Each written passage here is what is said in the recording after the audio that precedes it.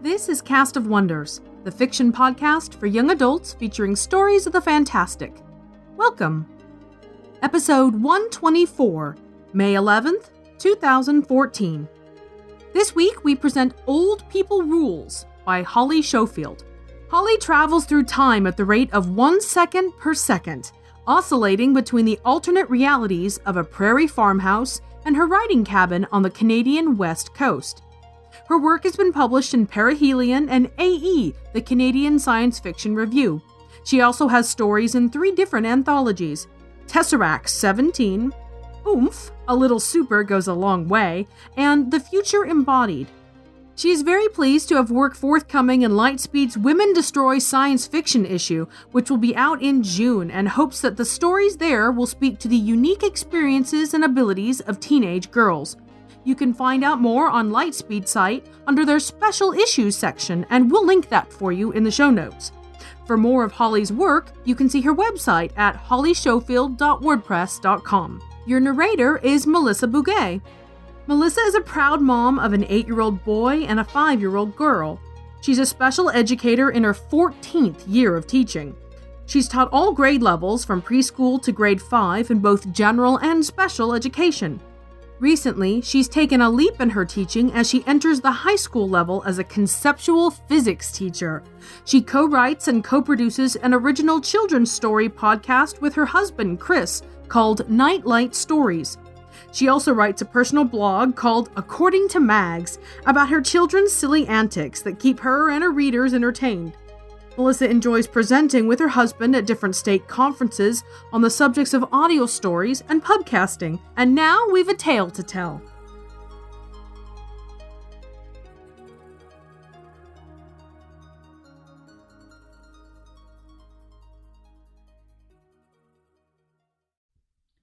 Old People Rules by Holly Schofield. So I've figured it out. There are 8 rules for old people. Rule number 1, old people try too hard. I didn't think anything was wrong until Melinda hit upload. The app's progress bar had crept almost all the way across the hologram before I noticed the target website was Dad's. The icon I'd designed, a grinning 3D dragon, began blinking its large eyes, showing my app had activated my spyware. Hey, it really worked. Uber Crystal, Fran, Melinda said. She shoved back her chair and turned to face me.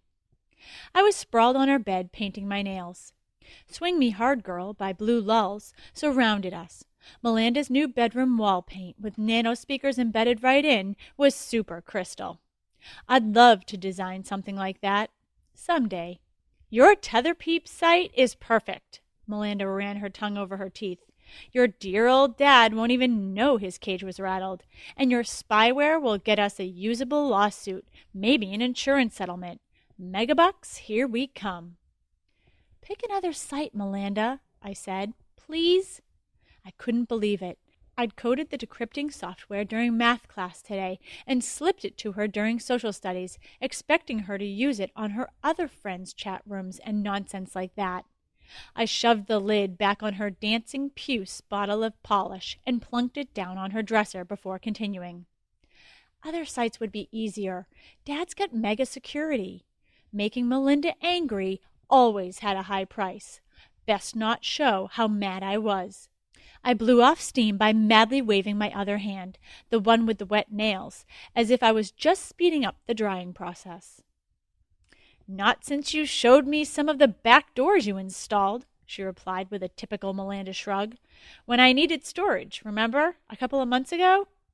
Spew! Stupid me, putting a worm in Dad's computer and then bragging about it. You won't tell your dad, right? She narrowed her eyes at me. Easy, I warned myself. Friends are hard to find. Treat them right, Mom had always said. The trouble was, I didn't always know what that meant. I leaned over the edge of the bed and grabbed my jacket off the floor. Yeah, right.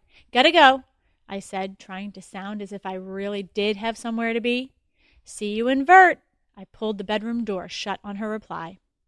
In the kitchen, I skidded to a halt. Julie, Melinda's mom, was pulling warm donuts out of the micro. Cinnamon and some other spice, maybe nutmeg. I breathed deep and felt 5 years old again, not 17. and like Mom was still alive. "Francesca, nice to see you. Have some?" Melinda really did have great tether peeps. Her mom was older than most parents, almost a moldy oldie, always rushing around but making time for me. Her dad, a lawyer, was a nice guy too. Too bad Melinda didn't appreciate them. I accepted 2 jelly-filled donuts, avoided Julie's questions about my day, turned down the offer to stay for dinner, scored another donut, had a lame convo about the weather, and left through the patio doors. A tramp through the snowy backyard, a fence hop, then 2 blocks of icy sidewalk, and I was home. Such is life in Bartle, Manitoba. Everything is within a few blocks, or rather, nothing is within a few blocks. Everything is online. Rule number 2. Old people got the bucks we need. That night I finished my chem homework, created an app that tracked how many grams of sugar I consumed in a day graphed against my physiology, then opened up the University of Alberta's website. I totaled the cost of an undergraduate degree plus a Master's of Engineering. Then I enlarged the hollow of the tuition page to the size of a soccer ball. The $500,000 engraved itself on my retinas. I made it slowly rotate above my desk and sat there in the wintry darkness of my bedroom. Dad couldn't afford any university for me next year, much less U of A, what with the bills Mom's treatments had left behind last year. I couldn't earn it with the economy sucking hard the way it was, which also meant scholarships and loans had been cut way back. I was squished like the jelly in a donut. No way out. No PhD was going after my name without a miracle, or at least without my only friend and her fundraising abilities. Melinda was crystal genius in getting people to do what she wanted.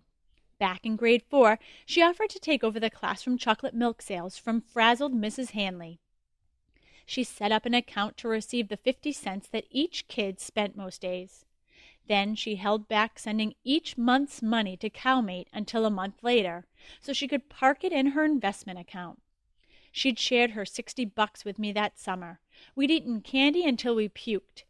Cowmate had run an audit in grade 5, and Melinda had to East School from home for a bit. But, like Melinda bragged, who had it hurt?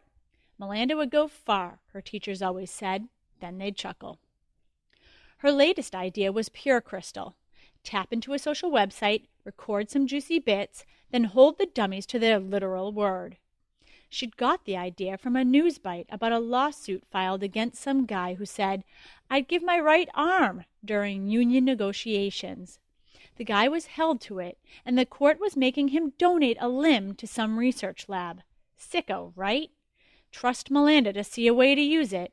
She'd pirated standard legal boilerplate off her dad's databases, set up a bogus law firm website, and had me write the spyware and app.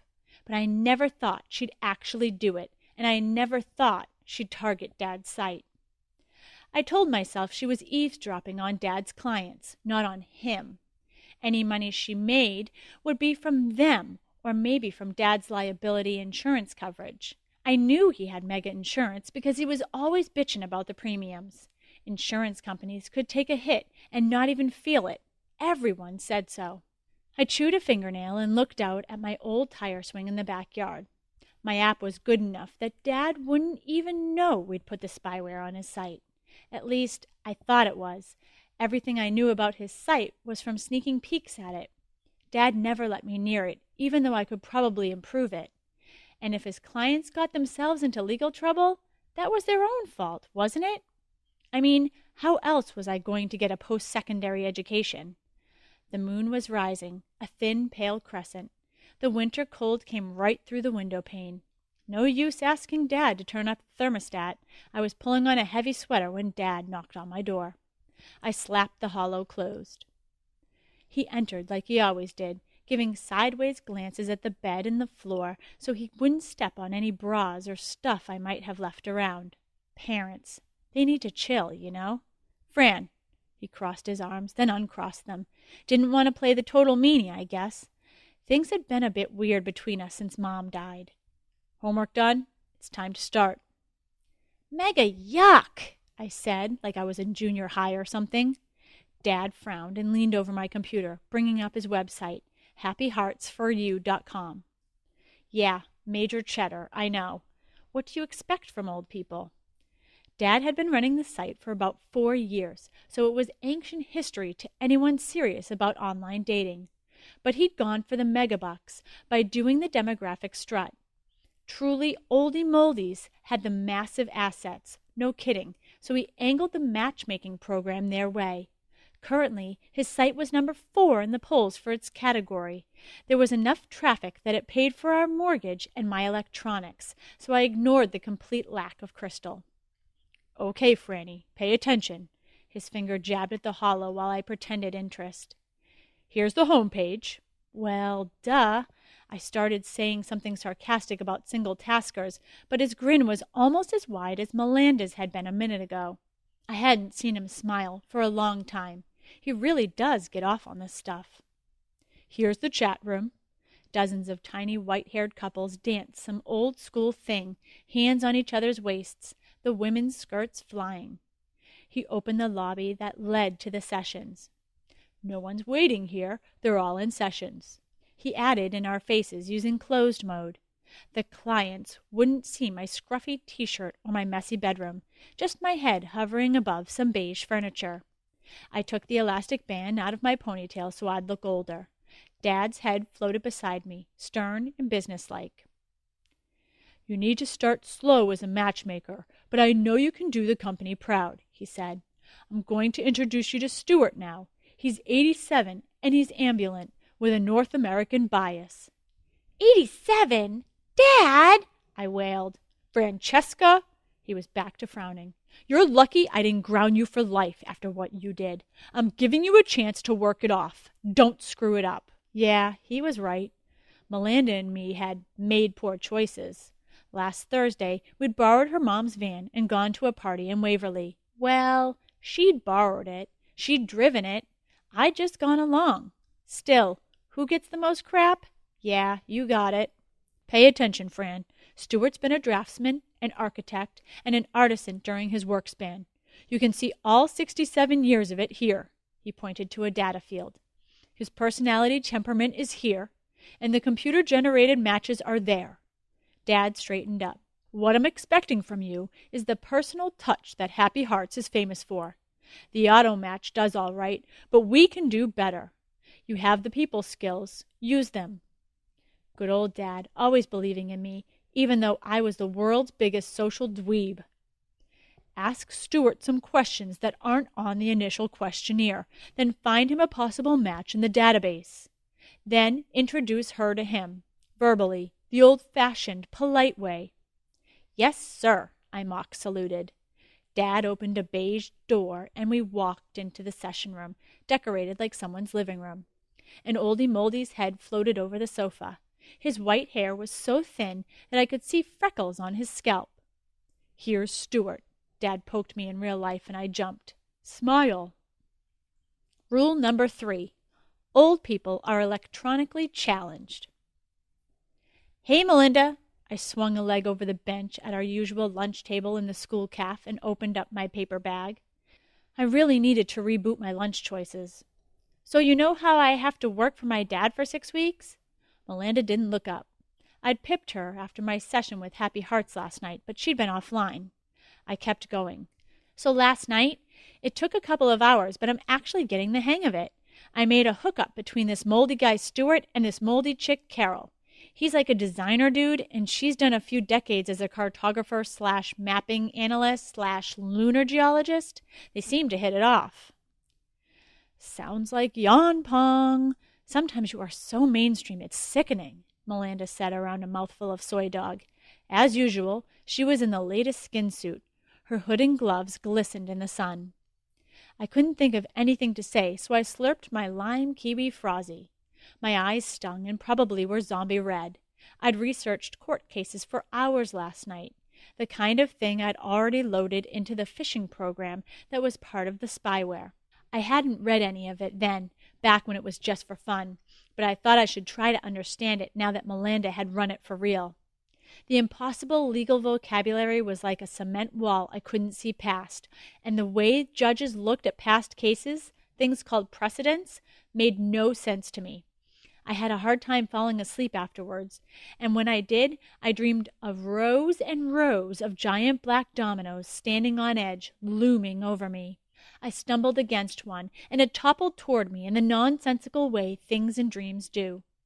I started running as they fell, one after the other, chasing me for miles and miles across the empty prairie. "I'm afraid, Landa," I said. "Afraid we'll get caught. We'd get expelled. We'd even go to jail. Cybercrimes are bad stuff." "Bad stuff, bad stuff," Melinda mimicked me in a little girl voice. "You are such a wuss." Uh-oh. When Melinda got crabby, it lasted forever. One time, when we were kids, she'd stayed crabby for an entire, endless summer. I had to think of something crystal to say to improve her mood. Then, when she liked me again, I'd try to convince her to stop the hacking. Really fast, I said, anyhow, last night, you'd think Moldies would be good at technology when they've had forever to use it. You'd think they could work a holo program, but no. Stuart's image kept sliding, his chin and mouth kept disappearing out of view, and Carol's sound quality was all wavery. Maybe it was even her real voice. Mega yuck, eh? Melinda snorted. I put down my sandwich and took a breath. Landa. "Rabster!" Melinda's voice got all perky and cute. I looked up. Rab strutted toward our table. He sneered and tipped his hat. "Ladies?" He kept tipping his hat, even when he sat down next to Melinda. It was the new Veep hat, and it was showing the latest Dead Boys vid right on the crown. Melinda cooed and put her hand on his shoulder, saying, "Too much the cute." Well, fade-out time for me. I gathered up my lunch stuff. So much for getting Melinda to stop. I hadn't even had the chance to tell her how Stuart had a giant facial mole that wobbled up and down when he talked. He'd thanked me at the end of our session, really sweetly, but I was going to keep that to myself. Rule number 4. Old people have bogus convos. After dinner alone, I'd done another 2-hour slave session at Happy Hearts. Then I started preparing for finals, a bit ahead of schedule, but I wasn't going to deny it felt good. Plus, I'd aced today's math quiz with a 95% and pipped the news to Dad. It was Thursday, his tennis night. He knew I didn't like being alone in the house and promised to be back by midnight. The man got out little enough these days. I pipped Melinda, and surprised, she answered right away, looking tweeny, in a bathrobe with her hair all up in a towel. Maybe things would be all right. "So I set those 2 Moldies today, Margaret and Derek. At first I was going to have Derek meet up with the computer's #1 choice, Danielle, but hey, her name was just yuck." I let a giggle escape. I was pleased with myself, all right. The 2 oldies had seemed to like each other, and Stuart and Carol had met again, several times, racking up session points. I planned to tell Dad later, and maybe the frown lines on his forehead would ease up. "Shut up with the spew and listen!" Melinda leaned forward. "I finally got something here." She waved a hand, and her hollow morphed into a couple of talking heads. I recognized the Happy Hearts logo in the corner, and the flowered session room wallpaper known as Tea Time behind them. Oh, spew! It was Stuart and Carol. Stuart was talking in his gravely Moldster voice. "The shoes really fit well now. The brand of orthopads really did their stuff. Thanks a million." His brown mole was all twitchy when he smiled. Carol showed her overly white teeth. "No problem, dear. Any time." They kept talking, but Melinda had killed the sound. Her face filled the screen again. She looked so intense. She really should pluck her eyebrows. "Did you hear it? Did you?" Something about stinky feet, maybe. She cut me off. "He said, 'Thanks a million.' Your filter says that's a 56% chance of an out-of-court settlement." She'd removed the towel from her hair and suddenly looked older and sort of hawk-like. "It's just an expression, Melinda." "No, spew sniffer. Stuart has promised $1 million to Carol. If Carol were to place a suit, she'd win over half the time." "He has not. He never mentioned money," I shot back. That spew sniffer comment had smarted. "And 56% is a real bad chance." "It's a pass, and it's what I got on today's math test," Melinda retorted. Gee, her dad should be proud. Like that would get her into McGill and let her join his law firm. Melinda. I hesitated, then came out and said it. I think we should stop. It's going to lead to real trouble. Legal trouble. You're almost 18. I should have known you'd side with the tether peeps. The disdain was clear in her voice. You'll be a spew sniffer for your whole life, when you actually get one. She closed the window and was gone. I ate lunch alone the rest of the week. Rule number 5. Old people talk funny. A flea in your ear? Really? Ew! My disgust made Margaret chuckle. I'd been teaching Derek and her the latest slang, and our convo had led to Margaret teaching me a few moldy phrases that were Spew City. I wasn't sure if Dad would exactly agree that kind of discussion was a spot check the way he intended, but I was having fun. I was about to explain cheese monkey when my pip alert flashed uber red. It was Melinda. I accepted, and my dragon icon superimposed itself over Margaret's face. It was flashing 87% over and over. Forkin' app. I wished I'd never written it. I made excuses to both oldies and closed the session. The blinking symbol was replaced by Melinda's face. When had she started to sneer like that? Hey, Fran, I got 'em. Listen up. The familiar teacup background came into focus. Stuart was down on one knee with a box in his hand. Carol sat on a sofa, one wrinkly hand over her mouth. I knew they were in different cities, but the split hollow was a perfect blend. My heart, my soul, my very being. Stuart's voice came strong and deep. Yes, dear Stuart, yes, of course I will. Carol sounded so certain, and her smile was brilliant. My vision blurred, and my hands got all sweaty. This was how it should be, not the posturing that Rab and Melinda did. Maybe I'd find something like that some day, like what Mom and Dad had had. The oldies gazed at each other, image to image, clearly longing to be in the same room. Stuart would have to wait to actually place the ring on Carol's finger. They began discussing if he would fly to Winnipeg or if Carol would take the train to Oregon. Melinda killed the images and smirked at me. She was dressed in a dark red skin suit today, all crystal sleekness. I tugged at my hoodie collar where it always bunched up. Got 'em, she said triumphantly. No mention of a prenup, no holding back assets, no nada. I did a prelim financial on Stuart. He's rolling like a pig in spew. And Carol's had 3 husbands. She's a gold digger. No bogus. Carol's nice, I said, still in a daze. She wouldn't. Med records say she needs resveratrol. Resveratrol? Whatever. One of those anti-aging drugs. Like regular, it costs the big bucks. So we get Stuart to agree that if we get Carol to back off, he gives us a consultation fee. And we hedge that. We get Carol to start the suit, and we charge her our paralegal fees. We only need you to sweet-talk them a bit. Her skin suit glinted sharply as she leaned towards me. Sounds like bribery or extortion or something, Landa. The eavesdropping was bad enough. My heart dropped further than it had risen when Stuart held out the ring. You want to help Stuart out? And you want to go to UAA or whatever? Stuart doesn't need any help, and it's U of A. I wanted to smack her. I sat on my hands. You tell your dad now, he'll be real sad. Do you want to do that to him after all he's been through? She pursed her lips at me and cocked her head. What a rotten thing to say. I closed the connection before I put my head down on my arms. Rule number 6. Old people make the rules. Francesca, sit down. Dad laid a hand on my shoulder. We need to talk. I tried to look surprised and contrite. It had been 2 weeks since I'd spoken to Melinda. She tried to bribe me by promising a double date with Rab and his buddy, Li Ming, but I never returned her pip. I had upgraded the security on my computer and avoided Dad. My stomach constantly hurt, and my makeup couldn't hide the big circles under my eyes. Dad had his stormy face on, the one he tried to hide a lot after Mom died. I couldn't remember the last time I'd been called into his home office. I sat in the gross, real leather chair he kept for guests, trying not to wince at the dead cow smell. His sports trophies had gathered dust behind him. Probably no one vacuumed them these days. Dad had flicked on his computer, a better model than mine.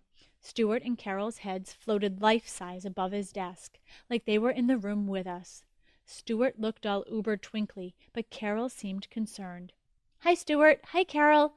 I gave them a fake little smile, but then turned to Dad, finally making eye contact. He had some new wrinkles around his eyes. Dad was becoming an oldie. "I'm extremely disappointed in you," Dad said. "You've broken both state and federal laws. Your program was not only easy to pick up in my security software, but it had your signature all over it." His mouth twitched. "I knew it was from you the moment you uploaded it on Tuesday." It was like rope around my chest loosened. I'd go to jail, but at least the horrible deception was over. The new app I'd uploaded to Melanda's computer before school on Tuesday had done the job.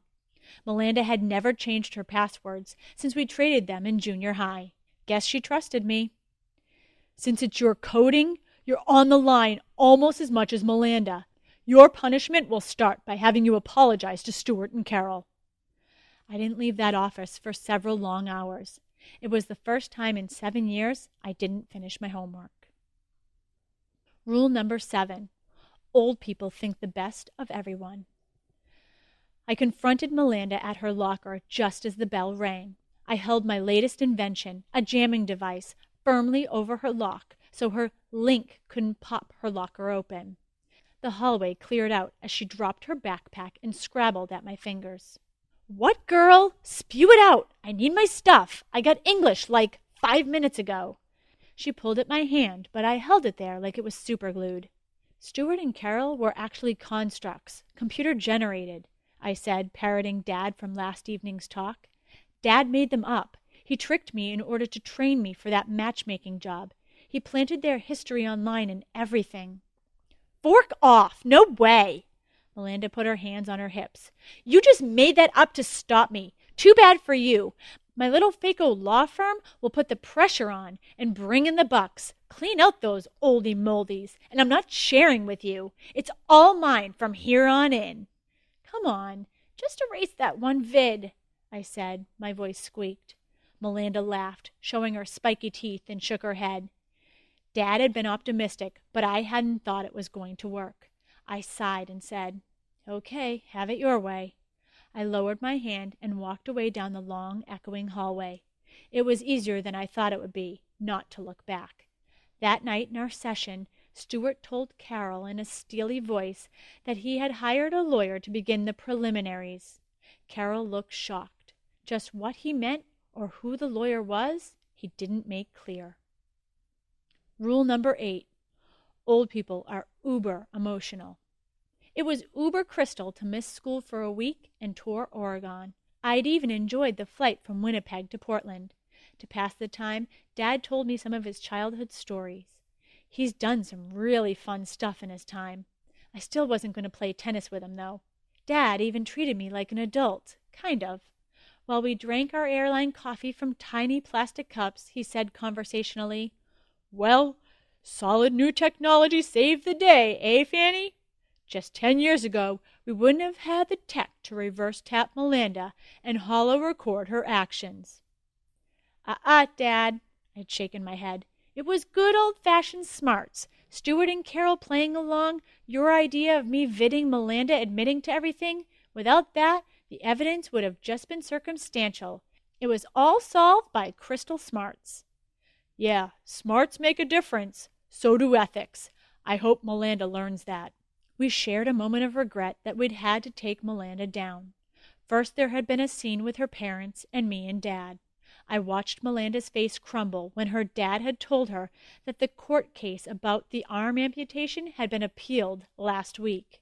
The judge who originally tried it had been flying high. He had a drug history you wouldn't believe. Then Melanda's dad said something about lack of remorse and long counseling sessions. Her mom had stared at the wall the whole time and hardly raised her arms when I hugged her. Next, it had sucked uber hard to testify against Melanda and watch her flip a finger at me as she was hauled away to juvie. I ached all over for days. "Your mom would be so proud of you. You've goofed up a bit, but you're coming along just fine," Dad said, and gave me an awkward sideways hug in the tight airplane seats. It was the first time he'd mentioned Mom to me since her funeral. I made him promise we'd talk more about Mom after we got back home. And he said now that Melinda was out of my life, he was willing to include me in the Happy Hearts business, maybe even give me a job once the profits got bigger. Sweet! Turns out he'd really been impressed by the substituted app. Maybe someday I'll show him the original program, the less obvious one, the one he never detected.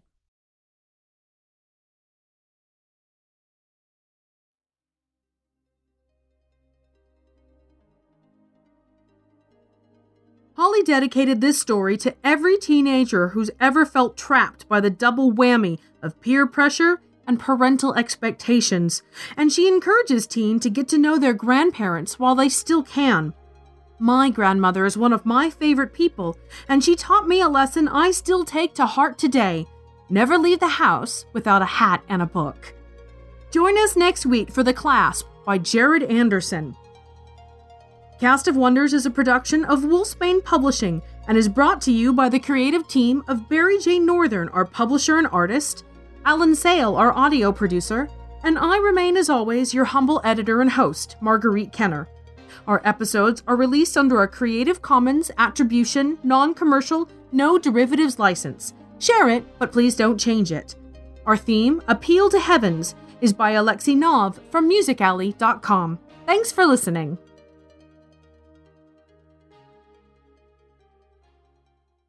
Holly travels through time at the rate of 1 second per second, oscillating between the alternate realities of a prairie farm hearse. Ooh, that sounds awful.